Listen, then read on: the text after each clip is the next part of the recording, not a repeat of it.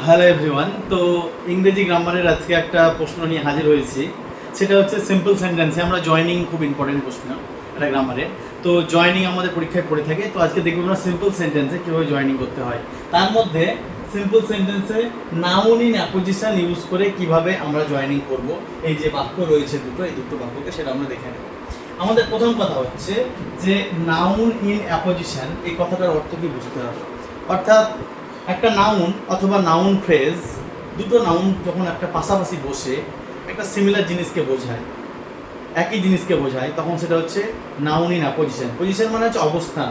তাহলে দুটো নাউনের অবস্থান যখন পাশাপাশি হবে এবং একটা আরেকটাকে নির্দেশ করবে, তখন সেটা হচ্ছে তাকে আমরা বলবো নাউন ইন অ্যাপোজিশন। তাহলে এই বাক্যটা দেখে নেব এবং দুটো নাউনকে কিভাবে রেখে আমরা একটা বাক্যে একটা ফাইনাইট ভার্ব ইউজ করে সিম্পল সেন্টেন্সে জয়েনিং করে সেটা দেখে নেব।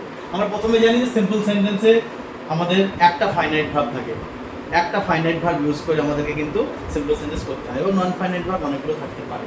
তাহলে এই যে বাক্য রয়েছে একটা, শাহজাহান ওয়াজ আ গ্রেট এম্পায়ার, এটা একটা বাক্য।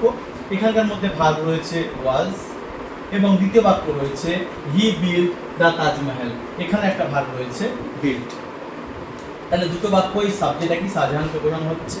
তাহলে আমরা ফুল স্টপ দিয়ে সরিয়ে আমরা দুটো এরকম নাউন খুঁজবো বা নাউন ফ্রেজ খুঁজবো যেটা একে অপরের পরিপূরক, ঠিক আছে, কমপ্লিমেন্ট হিসেবে। একটা হচ্ছে শাহজাহান যে তিনি হচ্ছেন আমাদের এ গ্রেট এম্পায়ার। তাহলে এই যে অক্সিলারি ভার্ব ওয়াজ রয়েছে, এটাও একটা ফাইনাইট ভার্ব। তাহলে এই ভার্বটাকে আমরা সরিয়ে দিয়ে একটা ভার্ব ইউজ করবো, মেন ভার্ব, সেটা হচ্ছে বিল্ড। তাহলে বাক্যটা আমরা এভাবে লিখতে পারি যে শাহজাহান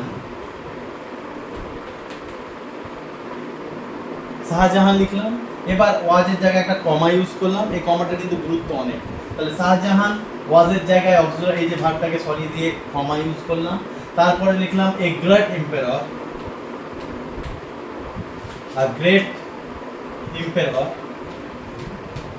আবার একটা কমা দিলাম এবং এই যে ফুল স্টপটা সরিয়ে দিয়ে আমাকে যেহেতু জয়েনিং করতে বলেছে, তাহলে ফুল স্টপটা সরিয়ে দিলাম, সাবজেক্ট হিটা বাদ দিয়ে দিলাম যেহেতু আমরা একটা সাবজেক্ট ইউজ করেছি আগে।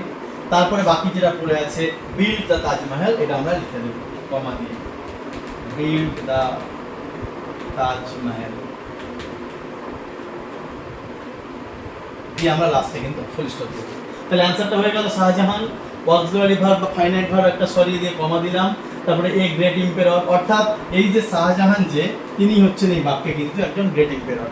অর্থাৎ এই যে নাউন ফ্রেজ, এই ফ্রেজটুকু রয়েছে এবং এখানে যে সাবজেক্টটা রয়েছে, এই দুটো ব্যক্তি কিন্তু একজনকে বোঝাচ্ছে, ঠিক আছে।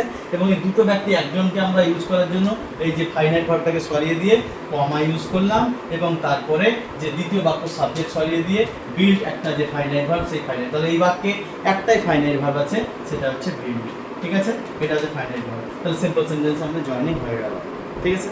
এবার আমরা 2 নম্বর প্রশ্নটা দেখে নিই, তাহলে সেম একই রকম ভাবে।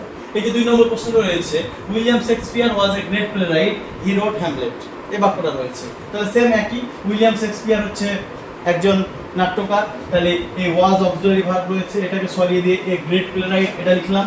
তাহলে এই বাক্যে যে উইলিয়াম শেক্সপিয়ার যিনি, তিনি হচ্ছেন গ্রেট প্লেরাইট।